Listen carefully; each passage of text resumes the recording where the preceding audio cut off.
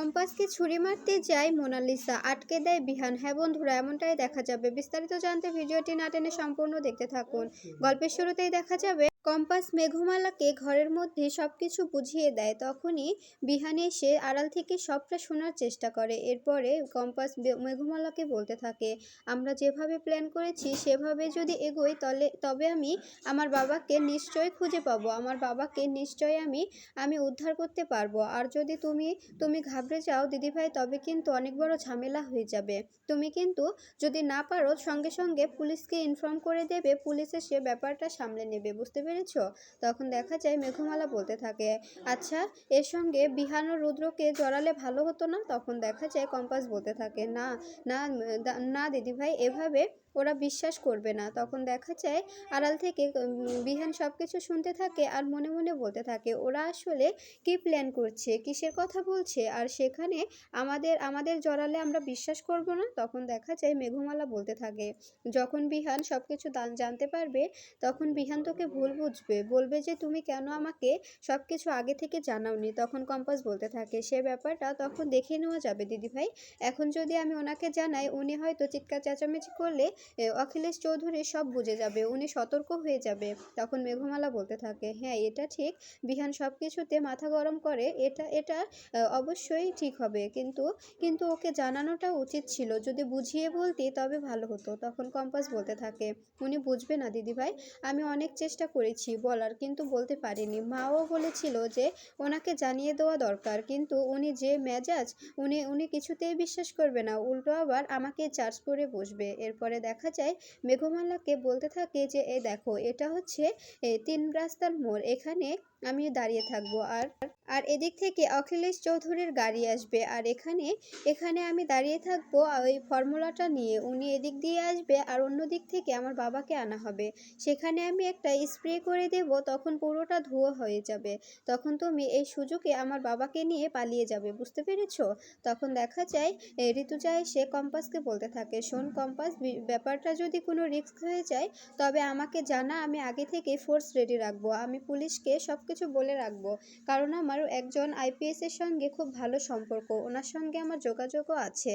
তখন দেখা যায় কম্পাস বলতে থাকে, না মা, এটা করাটা ঠিক হবে না। ঠিক তখনই বিহান এসে বলতে থাকে, আচ্ছা তোমরা কিসের প্ল্যান করছো গো, আমাকে বললে কি অনেক বড় ক্ষতি হয়ে যাবে? তখন বিহানের মা বলতে থাকে, হ্যাঁ হ্যাঁ বাবা, তোকে বলতে চাই, কিন্তু এখন না, আজকের দিনটা সময় দে, কালকে তোর কাছে আমরা সবটা খুলে বলবো, তখন তুই অনেক কিছু বুঝতে পারবি। এখন তোকে বললে তোর মুখের সামনে থেকে অনেক পর্দা ফাঁস হয়ে যাবে, তুই নিজেকে আটকাতে পারবি না, অনেক রিয়াক্ট করে বসবি, তখন কম্পাসের জন্য ব্যাপারটা ভালো হবে না। তখন দেখা যায় কম্পাস বলতে থাকে, প্লিজ আমাকে একটু বিশ্বাস করুন, আজকের দিনটা আমাকে সময় দিন, আপনার কাছে আমি হাত জোর করে আজকের দিনটা সময় চাইছি। তখন দেখা যায় বিহান বলতে থাকে, ঠিক আছে, তুমি যখন বলছো আর মাও যখন বলছে, তখন আমি তোমাকে সময় দিলাম, কিন্তু কোনো গন্ডগোল পাকাবে না, আমাদের বাড়ির যেন কোনো রেপুটেশন নষ্ট না হয়। তখন দেখা যায় ঋতুজা বলতে থাকে, বাবা, এর সঙ্গে তোর বাড়ির রেপুটেশন অনেকটাই জুড়ে আছে, কিন্তু এটা আটকানো কোনোভাবেই সম্ভব নয়। এত বছর আমি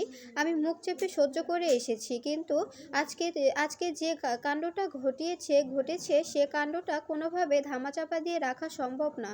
তখন বিহান বলতে থাকে, কি এমন ঘটনা যেটা ধামাচাপা দেওয়া সম্ভব না, আর আমাকে বললেই বা কি হবে? তখন দেখা যায় ঋতুজা বলতে থাকে, তোকে বলা যাবে, কিন্তু বললাম তো, এখন বললে তুই ভেঙে পড়বি, তুই সহ্য করতে পারবি না, ব্যাপারটা তো সহ্য হবে না, এই জন্য বলতে চাইছি না, বোঝার চেষ্টা কর। তখন দেখা যায় বিহান বলতে থাকে, ঠিক আছে মা, তবে তোমরা নিজেদের মধ্যে কথা বলো। এরপরে দেখা যায় কম্পাস ঋতুজাকে বলতে থাকে, মা তুমি কিন্তু ব্যাপারটা একদম সাধারণ নেবে না, আর ওনাকে কিছু জানতে দেবে না, আমি ওই দিকটা দিদিভাইকে সব কিছু বুঝিয়ে দিয়েছি, আর যদি কোনো বিপদে পড়ি তবে পুলিশকে অবশ্যই জানাবো, আর তুমিও কিন্তু রেডি থেকো, তুমি পুলিশ ফোর্স নিয়ে সেখানে পৌঁছে যাবে। এরপরে ঋতুজা বলতে থাকে, হ্যাঁ আমি সব সময় রেডি থাকবো, তুই কোনো চিন্তা করিস না, যেভাবেই হোক তোর বাবাকে উদ্ধার করতেই হবে, আর ফর্মুলাটাও আমাদের বাঁচাতে হবে, আর তোর বাবার নামে উপস্থাপনা করতে হবে, এটা যেভাবেই হোক করতেই হবে। তখন দেখা যায় কম্পাস বলতে থাকে, হ্যাঁ এই জন্যই তো আমি এই যে আমার রিচার্জের কপিটা তোমার কাছে রেখে দিলাম, এটা তোমার কাছে রাখবে। এটা আমার কাছে থাকলে ঝামেলা হতে পারে, কারণ অখিলেশ চৌধুরী ও অভিজ্ঞান দত্ত আমার সঙ্গে হাতাহাতি করতে পারে। ওরা ওরা আমার ল্যাপটপটা ছিনিয়ে নেওয়ার চেষ্টা করতে পারে। তাই আমি ল্যাপটপ থেকে সবটাই পেন ড্রাইভে নিয়ে নিলাম, আর ল্যাপটপে কিচ্ছু রাখবো না। ওরা আমার ল্যাপটপটা নিলে নিক, সমস্যা হবে না। তখন দেখা যায় ঋতুজা বলতে থাকে, তোর মাথায় বুদ্ধি আছে রে কম্পাস, এই জন্যই তো বলি তুই আমার মেয়ে। এরপরে দেখা যায় কম্পাস বলতে থাকে, মা তোমাকে আমি যেভাবে বলেছি সবটা মাথায় আছে তো? ঠিক তখনই দেখা যায় মেঘমালা এসে বলতে থাকে, কম্পাস আমার কিন্তু খুব ভয় করছে এ ব্যাপারটা। আর একবার বলছি, বিহান বা রুদ্র কাউকে একটা সঙ্গে নিলে ভালো হতো, আমরা দুজনই মেয়ে, একজন ছেলে সঙ্গে থাকলে ভালো হতো না বলতো? তখন দেখা যায় কম্পাস বলতে থাকে, ভালো হতো দিদিভাই, কিন্তু এটা করা যাবে না। কারণ কারণ অখিলেশ চৌধুরী রুদ্র চৌধুরীরও বাবা, বিহান চৌধুরীরও বাবা, ওরা ওরা ব্যাপারটা এত সহজে নিতে পারবে না, ওদের ওদের অনেক কষ্ট হবে। তখন হয়তো একটা সিন ক্রিয়েট করে বসলো, তখন উল্টো আমরাই বিপদে পড়ে যাব। এদিকে দেখা যায় বিহান সবকিছু শুনে প্রিন্সিপালকে ফোন করে আর বলতে থাকে, আমি কালকে কলেজে যেতে পারবো না, আমার এদিকে একটা কাজ আছে।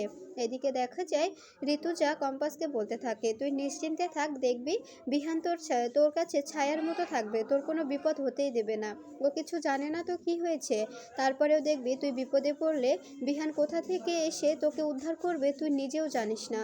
মালয়েশিয়ার ব্যাপারটা কি তুই ভুলে গেলি? তখন দেখা যায় মেঘমালা বলতে থাকে, হ্যাঁ মা, আপনি একদম ঠিক বলেছেন, এ ব্যাপারটা কিন্তু ভোলার মতো নয়। বিহান মুখে বলে যে ও কম্পাসকে ভালোবাসে না, মোনালিসাকে ভালোবাসে, কিন্তু পুরোটাই কিন্তু উল্টো। এদিকে দেখা যায় মোনালিসা বিহান ও কম্পাসের বিয়েটা মেনে নিতে পারে না, রাগে গজগজ করতে থাকে আর সিদ্ধান্ত নেয় কম্পাসকে মেরে ফেলবে। এরপরে ছুরি নিয়ে এসে কম্পাসকে যখনই ছুরির আঘাত দিতে যাবে, ঠিক তখনই বিহান এসে মোনালিসাকে ধরে ফেলে আর মোনালিসাকে জোরসে থাপ্পড় মেরে বলতে থাকে, তোমার এত বড় সাহস, তুমি আমার ওয়াইফকে মারতে এসেছো? তখন দেখা যায় মোনালিসা বলতে থাকে, বিহান তোমার সঙ্গে কিন্তু এটা কথা ছিল না, তুমি বলেছিলে যে তুমি আমাকে নিয়ে সংসার করবে, আমি থাকবো তোমার জীবনে, তুমি এখন কম্পাসকে কেন তোমার জীবনে প্রায়োরিটি দিচ্ছ?